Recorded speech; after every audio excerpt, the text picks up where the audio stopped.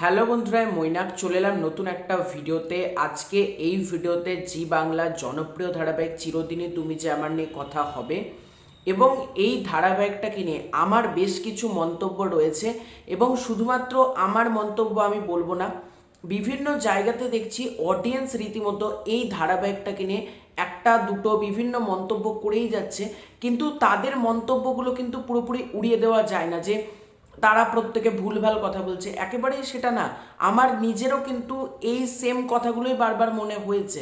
তাই জন্য মনে হলো আজকের এই ভিডিওতে আমি এই কথাগুলো নিয়ে আলোচনা করি যে ধারাবাহিকের কী কী ডিপার্টমেন্ট আরও উন্নত হতে পারে এবং বর্তমানে এই ধারাবাহিকে কী কী ফ্লজ আছে সেগুলো নিয়ে আজকের এই ভিডিওতে আলোচনা করব।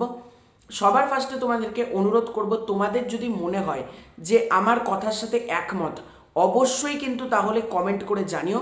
এবং তোমাদের যদি ভিডিওটা ভালো লাগে, ভিডিওতে একটা লাইক করো, কমেন্ট করো। চ্যানেলে প্রথমবার হয়ে থাকলে চ্যানেলটাকে অতি অবশ্যই আগে সাবস্ক্রাইব করে দিও। প্রথম কথা যেটা আমার মনে হয়েছে সেটা হচ্ছে জিতু কামালের যেটা চরিত্র অর্থাৎ আর্য সিংহ রায়, সেই চরিত্রটার ডেপথ গল্পে কিন্তু অনেকটা কমে যাচ্ছে। কারণ এই চরিত্রটা শুধুমাত্র জিতু কামাল প্লে করছে বলেই কিন্তু এতটা ভালো জায়গাতে আছে। এবং আমরা যখন ধারাবাহিকটা দেখি আমরা কিন্তু কেউ বলি না এটা জিতু কামাল, আমরা বলি ASR অর্থাৎ আর্য সিংহ রায়, আমরা এই কথাটাই বলি। কিন্তু গল্পে এই যে এই চরিত্রটার ডেপথ, এটা কিন্তু অনেকটা কমে যাচ্ছে। কারণ এই চরিত্রটার মধ্যে যে ব্যাপারটা ছিল আগে সেটা কিন্তু এখন কোথাও গিয়ে মিসিং লাগছে।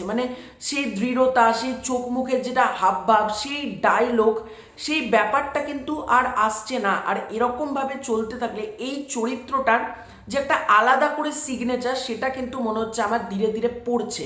এটা আমার ব্যক্তিগতভাবে মনে হয়েছে। এই চরিত্রটার ডেপথ কিন্তু আর্য সিংহ রায় অবশ্যই বাড়ানো উচিত। যেহেতু জিতু কামাল সে এত বড় মাপের একজন অভিনেতা, সে এই ধারাবাহিকের বলা যেতে পারে মূল অভিনেতা, সুতরাং তার চরিত্রকে গল্পে ফুটিয়ে তোলার জন্য এমন কিছু ডায়লগ বা তার চরিত্রের মধ্যে ইমোশনাল আর্ক আনা উচিত, যেটার কারণে এই চরিত্রটা কিন্তু গল্পে আবার ফুটে ওঠে। যেরকম আগে ছিল, কিছু সপ্তাহ আগেও ছিল, কিন্তু রিসেন্টলি এই 4-5 দিন 7 দিন হলো বা 10 দিন বলতে পারো, এই ধারাবাহিকের এই চরিত্রটার কোথাও গিয়ে কিছু একটা মিসিং মিসিং আমার মনে হচ্ছে। তো সেইটা উচিত যারা স্ক্রিপ্টের কাজ করছে এই ব্যাপারটাতে একটু নজর রাখা। এছাড়াও আমার আরেকটা যেটা দুর্বল দিক মনে হয়েছে, জিতু কামালের চরিত্রটাকে প্রতিটা পর্বেই খারাপ করে দেখানো বা সমাজের সামনে অপমানজনকভাবে দেখানো, বারবার তাকে ক্ষমাপ্রার্থী হিসেবে দেখানো, এই অ্যাঙ্গেলটা এবার বন্ধ করে একবার এই ট্র্যাকটা বন্ধ করা এবার মনে হচ্ছে আমার উচিত। এছাড়াও অপর্ণা যে চরিত্রটা, তাকে তার সাথে যে জিতু কামালের বিয়ের অ্যাঙ্গেলটা, সেটা তো বেশ ভালো ছিল এবং বেশ ইন্টারেস্টিং ছিল। তারপর কোথাও গিয়ে জিতু কামালের এই চরিত্রটাকে কাইন্ড অফ একটা ভিলেন হিসেবে দেখাবো, সেটাও গল্পের একটা টুইস্ট তোমরা বলতে পারো। কিন্তু আজকে এই যে বোঝাপড়ার এই অ্যাঙ্গেলটা, সেখানে যে বারবার জিতু কামালের চরিত্রটাকে নেগেটিভ হিসেবে দেখানো হচ্ছে, এটা কিন্তু আমি বলে না, অনেক দর্শকই পছন্দ করছে না। এবং তাদের মধ্যে একটাই প্রশ্ন যে বিশ্বাস কি তাহলে এত এটা ঠুনকো, তাহলে তাদের মধ্যে বিয়ের অ্যাঙ্গেলটা দেখানো হলো কেন?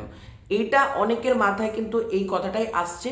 তাহলে বিয়ের অ্যাঙ্গেলটা অহেতুক গল্পের মধ্যে এলো কেন? তারা যদি দুজন দুজনকে বিশ্বাসী রাখতে পারছে না, দুটো চরিত্রের মধ্যে যে টালমাটাল পরিস্থিতি, এইগুলো অ্যাটলিস্ট ট্র্যাকটাকে কোথাও গিয়ে একটু ন্যারো ডাউন করে ফেলছে। এটা আমারও ব্যক্তিগত মতামত। তাই এই অ্যাঙ্গেলগুলোকে আরেকটু যদি ঠিক করা যায় আমার মতে বেটার হয়। এছাড়াও অনেক দর্শকের এটাও অভিযোগ যে গল্পের মধ্যে বোঝাপড়া, সম্পর্কের টানাপোড়েন বা পারিবারিক এই যে ফ্যামিলি ড্রামার অ্যাঙ্গেলটা গল্পের মধ্যে কোথাও গিয়ে একটু অফ ট্র্যাকে চলে যাচ্ছে এবং গল্পটা কোথাও গিয়ে ডার্ক জোন বা অন্ধকার জগৎকে কোথাও গিয়ে এক্সপ্লোর করছে।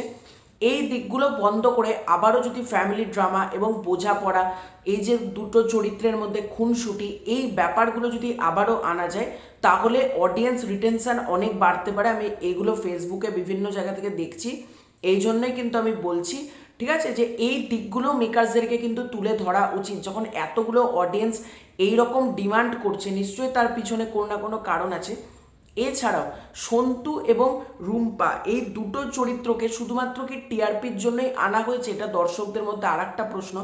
এই দুটো চরিত্রকেও তো অর্থবহভাবে বা গল্পের মধ্যে যে একটা ডেপথ, এই ক্যারেক্টারগুলোরও কিন্তু বিভিন্ন ডেপথ দেখানো উচিত, যেটা কিন্তু সব থেকে বড় ইম্পর্টেন্ট জিনিস, যে প্রতিটা চরিত্রকেই কিন্তু তারা চাইছে গল্পের মধ্যে ডেপথ দিয়ে দেওয়ার জন্য, এবং তাদের চরিত্রটা যে গুরুত্বপূর্ণ এটা কিন্তু প্রত্যেকে জানে, কিন্তু তাদের ব্যবহার কিন্তু পরিস্থিতি টানার জন্য নয়, তাদের ব্যবহার কিন্তু অর্থবহ ভূমিকা এবং দর্শক যেটা চাইছে। সর্বোপরি দেখো, একটা ধারাবাহিক হোক বা একটা কন্টেন্ট হোক বা যেটাই হোক না কেন, সেটা কিন্তু দর্শকদের কথা মাথায় রেখেই তৈরি করে। সুতরাং দর্শকরা এই যে বলছে জিতু কামালকে আমরা ভিলেন হিসেবে দেখতে চাই না, তাহলে কিন্তু মেকার্সদের উচিত এই ব্যাপারটাতে ফোকাস করা। এছাড়াও গল্পে ফ্যামিলি ড্রামা, এই যে চরিত্রদের মধ্যে যে একটা কনক্লুশন, এই ব্যাপারগুলোতে অবশ্যই তাদের মনে হয় ফোকাস করা উচিত। যেহেতু এতগুলো দর্শক বলছে, মেকার্সদের এই দিকটা তো একটু ধ্যান ধারণা করা উচিত। এবং আমার মতে দেখো, জিতু কামালকে যদি ভিলেন হিসেবে দেখানো হয়, অনেক দর্শকই কিন্তু এটা মেনে নেবেন না, এবং এটা আমি আমার কমেন্ট বক্স দেখে বলছি। এবং তারা চাইছে আর্য অপর্ণার এদের মধ্যে একটা মিষ্টি কেমিস্ট্রি, সুন্দর কেমিস্ট্রি দেখার জন্য। তো দেখা যাক কি হয়। তো তোমাদের এই পুরো ব্যাপারটাকে নিয়ে কি মতামত কমেন্ট করে জানিও। চ্যানেলে প্রথমবার হয়ে থাকলে চ্যানেলটাকে সাবস্ক্রাইব করে দাও। খুব শীঘ্রই দেখা হচ্ছে নতুন কোনো ভিডিওতে, ততক্ষণের জন্য বাই।